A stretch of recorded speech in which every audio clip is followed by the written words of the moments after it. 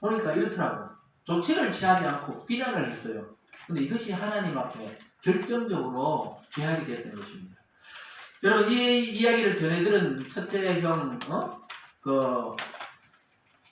셈과 막내 야벳은 아버지를 그 이야기를 듣고 들어가서 그런데요, 아버지 하면서 막 요즘 같으면 사진 찍어놓자 하고 뭐 이렇게 이야기한 게 아니고 그냥 들어가지 말고 옷을 갖고 들어가자고, 옷을 둘이 메고 뭐 옷이 뭐 긴 옷이었는데 이걸 메고 가서 뒤로 들어갔어요. 뒤로 앞으로 가면 아버지의 하체를 다 보게 되니까 뒤로 들어갔어요. 뒤로 들어가서 이렇게 가려주고 이게 덮어주고 나서 보니까 이제 아버지의 하체를 보지 않았다고 성경이 말하고 있습니다.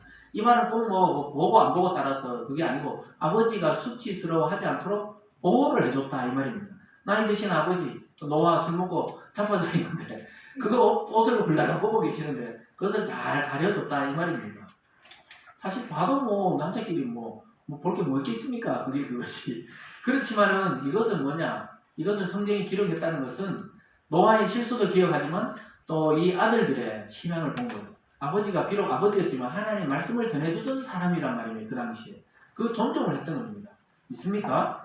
그래서 아버지의 하체를 덮고 끝까지 그의 아버지 노아의 수치를 가려서 부끄러움을 없애줬습니다. 22절과 23절 말씀을 같이 한번 읽어봅니다. 시작! 하나님의 아버지의 밤이 그의 아버지 하체를 덮고 가서 그 두 형제에게 이르되 셈과 야벳이 옷을 가져다가 자기들의 어깨에 메고 뒷걸음쳐 들어가서 그들의 아버지의 하체를 덮었으며 그들이 얼굴을 돌이키고 그들의 아버지의 하체를 보지 아니하였더라. 아멘.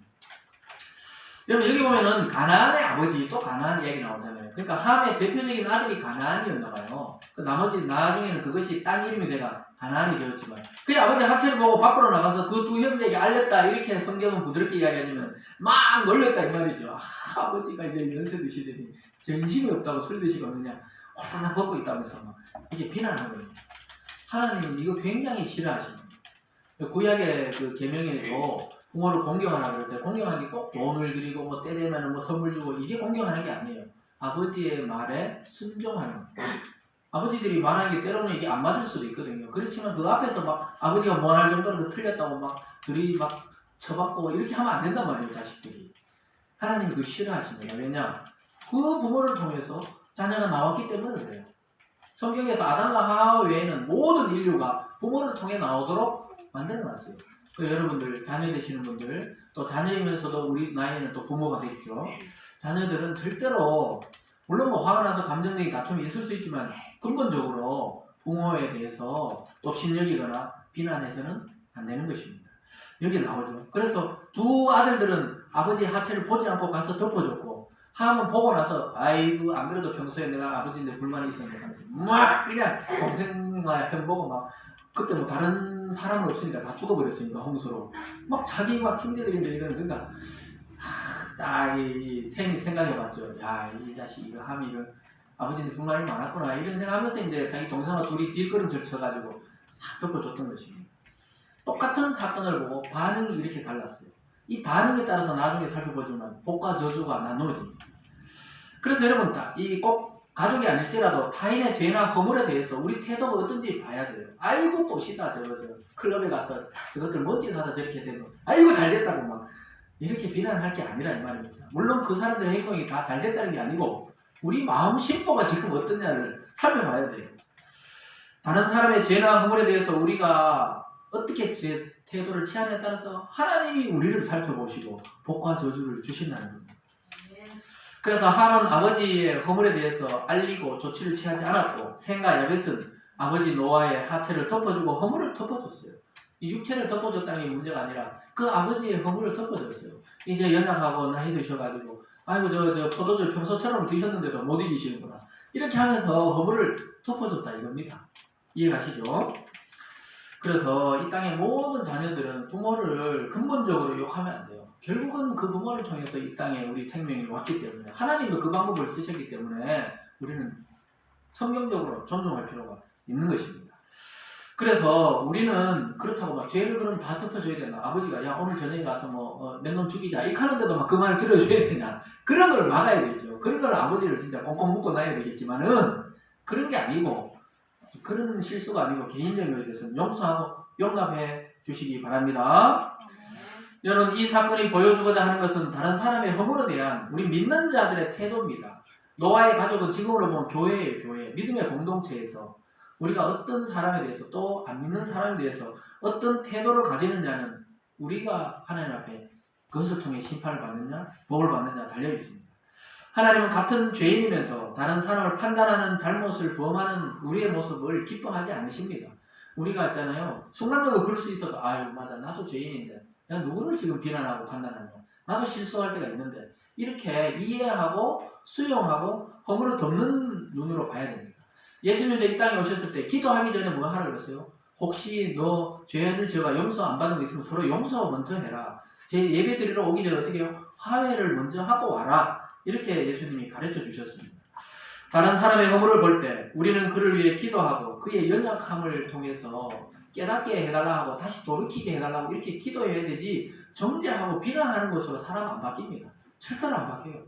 사람을 바꾸는 것은 하나님의 사랑과 또 우리가 하나님의 사랑을 가지고 그 사람을 돌볼 때 사랑으로 변화되지 비난하고 정죄하고 야단쳐서 바뀌는 사람 이 세상에 아무도 없습니다. 그럴 것 같으면 이 세상의 모든 사람이 다 바뀌었겠죠. 안 바뀝니까? 그래서 여러분들 마음속에 자세가 중요합니다. 그 사람이 아무리 잘못했더라도 하나님은 우리의 태도를 먼저 살피신다는 사실을 잊지 마시기 바랍니다. 오늘 마지막으로 오면 세 번째로 마지막에 결과가 나타나요. 이 비난의 결과가 나타납니다. 노아가 술이 깨고 나서 그래? 자기가 있었던 일을 다 알고 나서 함에 대해서 그 아들의 이름 가나안의 이름으로 저주를 해버립니다. 이것이 개인적인 감정으로 한 게 아니고 그 당시 하나님의 대리자로 그 저주를 해버려요. 24절 25절입니다. 시작. 노아가 술이 깨어 그의 작은 아들이 자기에게 행한 일을 알고 이에 이르되 가나안은 저주를 받아 그의 형제의 종들의 종이 되기를 원하노라 하고. 같은 형제인데 나중에 그 후손들 중에 너희 후손들 셈과 야벳의 후손의 종이 되겠다. 종이 된다. 이렇게 저주를 받게 됩니다. 여러분 특이한 것은 함의 이름이 아니고 가나안의 이름으로 저주를 받아요. 왜 그럴까요? 그 가나안이라는 것이 함의 대표적인 아들이기 때문에 그렇습니다. 그 후손을 통해서 결국은 셈과 야벳의 후손을 섬기는 종이 된다고. 같은 형제였는데 종이 된다는 것입니다. 노아가 술을 먹고 실수한 것은 사실이죠. 그런데 그 결과는 노아가 저주받은 게 아니고 아버지가 저주받은 게 아니고 그걸 욕하고 비난했던 아들이 그 후손이 저주를 받게 됐다는 겁니다. 그래서 여러분 이것은 꼭 지금 가족관계를 말하는 게 아니에요. 영적으로 보면은 믿는 우리들이 교회 공동체 형제자매와 또 가족들과 믿지 않는 형제자매들과 이 세상을 바라보면서 막 비난하고 정죄해서 될 일이 아니고 기다리고 기도하고 그들의 허물이 몰라서 그렇다고 용서해달라고 오히려 우리가 대신 기도해줘야 된다 이 말입니다. 여러분 이를 보고 보인 반응에 따라서 엄청난 결과가 주어졌어요. 나중에 결국은 가나안 땅이 저주받아요. 그리고 여호수아 시대 때 정복당하고 이스라엘 민족을 섬기는 그 땅이 되고 맙니다. 그래서 여러분 그 자녀에게 왜 하나님이 노아를 통해서 함을 저주하지 않고 함의 아들을 통해 가나안을 저주했을까요? 그것은 바로 자기 자녀에게 부모의 미래가 달려있기 때문에 그렇습니다. 부모님 다 돌아가시면 여러분 기억하는 분이 누구겠어요? 그 자녀들을 세대가 기억하고 또 그것을 기념하고 그런 것입니다. 그래서 자녀들 속에 미래가 달려있어요. 여러분 아무리 지금 보기에는 막 어린 애들 같고 이렇게 해도 말 안 듣는 것 같아도 그 자녀를 통해서 결국은 여러분의 이름이 또 다른 자녀들에게 이어지게 된다는 사실을 기억하시기 바랍니다. 그래서 26절과 27절에 이 복을 받는 자녀들은 이렇게 복을 받습니다. 시작. 또 이르되 셈의 하나님 여호와를 찬송하리로다. 가나안은 셈의 종이 되고 하나님이 야벳을 창대하게 하사 셈의 장막에 거하게 하시고 가나안은 그의 종이 되게 하시기를 원하노라 하였더라. 여러분 여기 보면 셈의 하나님 여호와다 이렇게 축복합니다. 우리가 보통 아브라함과 이삭과 야곱의 하나님 이랬는데 보니까 오늘 셈의 하나님이 먼저예요. 인류의 조상 중에 셈의 하나님이 먼저다 이 말입니다.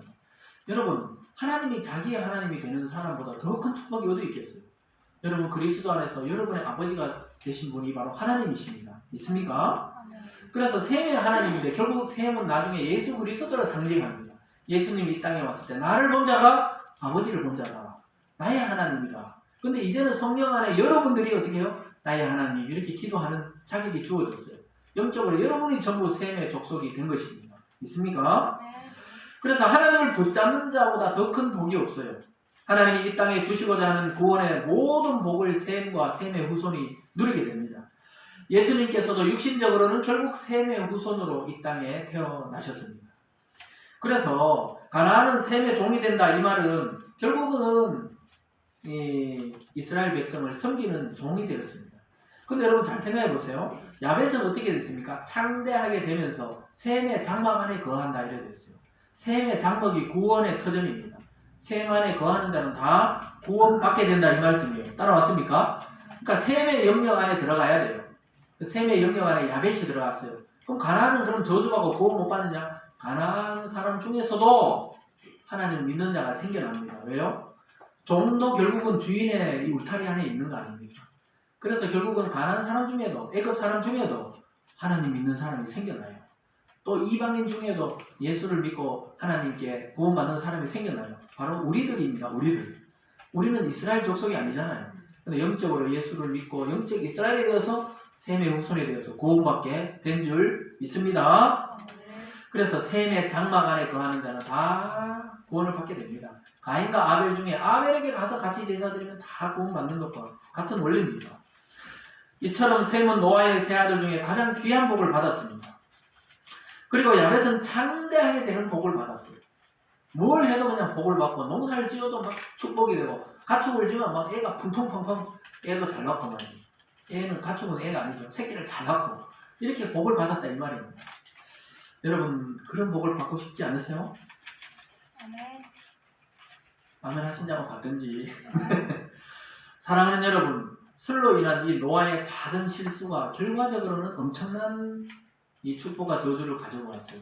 그러나 그리스도 안에서는 이제 어느 족속에 속하냐, 어느 가문에 속하냐가 중요한 게 아니고 예수 안에 속하냐, 예수 밖에 속하냐에 따라서 축복을 받게 되느냐, 저주를 받게 되느냐 여기에 달려있는 것입니다. 여러분 술로 인해서 한 족속과 한 아들이 비참하게 처하게 된다는 사실을 보게 되면서 이 비단 술뿐만 아니고 우리의 그 작은 죄악을 지금 뽑아버리시기를 바랍니다. 그리고 여러분 태도가 함처럼 태도를 취할 것인가, 셈과 야벳처럼 허물을 덮어주고 또 감싸주는 그런 사랑의 태도를 보일 것인가 오늘 한번 점검해 보십시오. 여러분 예수 그리스도가 이 땅에 왔을 때 왜 원수를 사랑하라 했습니까? 유대인들이 그렇게 원수시했던 자기 자신이 구원자였기 때문에 원수를 사랑하라 그랬어요. 그리고 예수님도 십자가에 못 박혀 돌아가시면서도 그 못 박은 사람들을 향해서 저들이 몰라서 그러니까 아버지 하나님 저들을 용서해달라고 말씀했습니다. 여러분 남을 용서하는 것이 기독교의 가장 큰 수준에 이른 사람입니다. 기독교는 사랑의 종교다 이럴 때 그 사랑의 덕목 중에 가장 높은 게 뭐냐? 용서의 덕목입니다. 주님이 우리를 용서하고 하나님 아버지가 우리를 용서했듯이 여러분 자녀와 부부와 또 이웃과 이 세상을 용서하는 은혜가 우리 속에 넘치기를 바랍니다. 그래서 여러분 하나님의 말씀의 잣대를 항상 남이 아니고 나 자신에게 갖다 대면서 우리가 하나님 앞에 뭔가 허물이 없는지 조심하면서 남을 비방하지 말고 남을 시기하지 말고 또 여러분 뒤에서 수근수근하지 말고 하나님 앞에 늘 조심하면서 한 발 한 발 이 땅을 향해 걸어가야 되겠습니다. 우리도 날마다 죄인임을 알고 구원받아야 될 사람임을 인식하시면서 남의 허물을 용서하고 사랑으로 이해하시기를 바랍니다. 또 그러한 삶을 통해 하나님이 주시는 오늘 셈과 야벳이 받았던 그 축복의 세계를 그리스도 안에 받아 누리는 저와 여러분 되실 주님의 이름으로 축복합니다. 기도하겠습니다.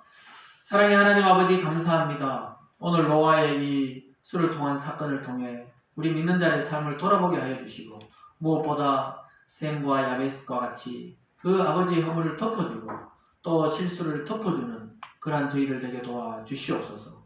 하나님 우리도 구원받아야 될 한 사람임을 알고 죄인임을 깨닫고 정말 이 세상에 많은 사람들의 실수 또 우리 자신을 향한 누군가의 공격과 실수도 이해하고 용서하는 마음으로 바라볼 수 있는 눈을 허락하여 주시옵소서. 한 주 동안도 이 죄악 많고 험난한 세상 가운데서 그리스도를 믿음으로 승리하는 우리 모든 성도들 될 수 있도록 축복하여 주시옵소서. 감사드리며 예수님 이름으로 기도드리옵나이다. 아멘.